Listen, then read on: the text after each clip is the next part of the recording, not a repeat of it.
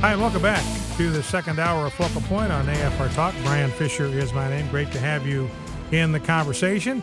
Let's grab a couple of calls. Folks have been waiting online. We'll start off this hour with them. You are listening to Focal Point on AFR Talk. Don't forget, we start Share-a-thon tomorrow, so encourage you right now to be thinking about becoming a financial partner with us over the next 3 days to keep this voice on the air. We believe it's critical.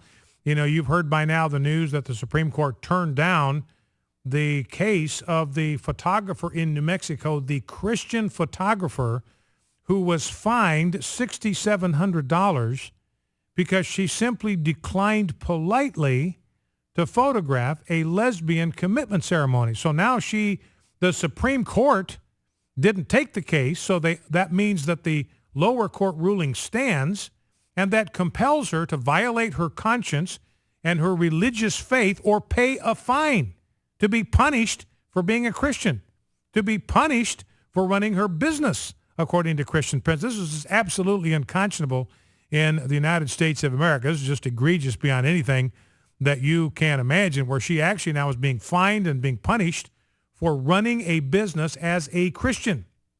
And remember, at the time when she turned that job down, civil unions, same-sex marriages had no status in New Mexico, no legal status whatsoever. They were illegal in the state of New Mexico. They had no status. Didn't have civil unions, didn't have same-sex marriage.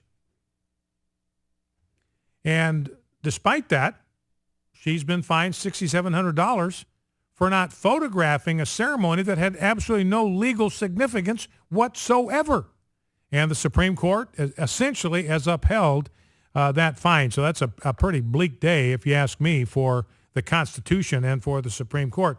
You know, our last caller was talking about mistakes that Supreme Court has made, and they are accumulating mistakes and blunders, judicially tyrannical rulings, one after another. All right, let's grab a couple of quick calls. Let's go to Avery, Albuquerque, New Mexico. Avery, welcome. What's on your mind? Well, I agree with you. Being in the heart of New Mexico, I agree with you on the photographer, but that's not why I called. Uh-huh. It was due to I'm calling because of the immigration. Yes, sir. And sir, because of what you said, relayed what Jeb Bush had said. Yeah. I do think that love plays a part in where we should be coming from. I know that God let the Jews and the Jewish nation, let them have people come in and live with them, and he had rules about that. And I would think, I'm ashamed to say that I can't bring up any scriptures right off the top of my mind. It's been a while since I read that. But I would think that the people that we would want to allow in would have to be on our side and not against us. Mm-hmm. And so, therefore, I mean, you know, I would not let just anybody and everybody come in from south of the border or wherever. It would have to be that they would be on our side and want to uphold what our nation stands for. And, of course, right now, I know we're going through this secular and this religious thing as what does our nation stand for, but I do believe that Christians, it is a Christian nation, and that, you know, that's why we have love. That's why we can even talk about love in a correct sense. But, I mean, we wouldn't want to be letting the drug gangs come up and call it, well, we love them, so we're letting them come here. Right. In other words, we wouldn't want to just be saying, hey, we love you, and letting people come in that are contrary and that are going to disrupt what we love. And I do want to say that in my job here in Albuquerque, I have worked with Mexicans. It's none of my business whether they were illegal or legal. I just assumed that they were. But I have never had any problems with any of them. They have always worked well with me, and I'm a white guy. And I just, you know, there are a lot of good Mexican people out there.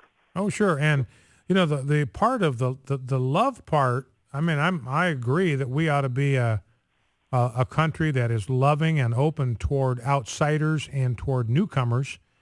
But the reality is that we are. We welcome 1.1 million immigrants to our shores every single solitary year.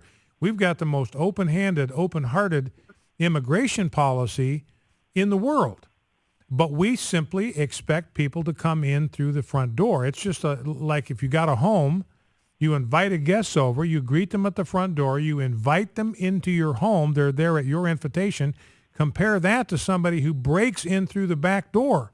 Now, either way, they wind up in your living room, but one of them has a moral right to be there. The other individual does not, and we're not obligated to enable them to continue in their act of breaking and entering and trespass. That's not love. That's just being a sap when you do that, because what happens then is, where is the love for other people that are going to be victimized in the same way? In other words, if that standard is not upheld, then people are going to become victims of an out-of-control immigration pattern. And that's what's happening in a lot of these cities along the border. Their hospitals are closing because they're put out of business by indigent care. Their schools are being overwhelmed. Education is suffering because they have so many students that cannot speak English. And so how is that? You got to ask yourself, what's loving about any of that, where the people that live here are citizens here, they're the ones now that are suffering because we're bending over backwards to reward those who have broken our laws. All right. Well, thank you, Avery. I appreciate that. Let's grab a call from Ellie in North Mississippi. Ellie, welcome. What's on your mind? Hi, Ryan. Long-time listener, first-time caller. I always enjoy listening to you. Great. Well, thanks for listening. Thanks for calling. One of the things I want to bring, and it seems like a common thing, for instance, Jeb Bush, I want to touch him with a 10-foot pole, because I really don't agree with what he is saying. We have laws and rules for a reason. It's not only just to protect us, it's people supposed to come in the right way. I mean, everything that's been established in this country has been established through the Bible. Yeah. I don't care what anybody says. Yeah. You can even go all the way back to the Puritans and everything as well, even before the framers. This country was established through biblical principles. Mm-hmm. And also, as far as the scenario with, they're trying to take care of their family and everything, my family, we didn't have much. But whatever we had, we did the best we could. We looked out for each other. My grandparents were the type of people that they would even, if they had extra of anything, they would even go right there to you and say, here, have some food. Or, people would come by the house all the time and everything. But at the same time, they look at it, are you taking care of what you're supposed to take care of? I'm not going to sit there and help you if you're not going to help yourself. Yeah. And be honest about it. You got so many people that's being deceitful and honest. I mean, Jude speaks about people creeping in unawares. Yeah. All right. Listen, I appreciate that call. Thank you for that. Appreciate that.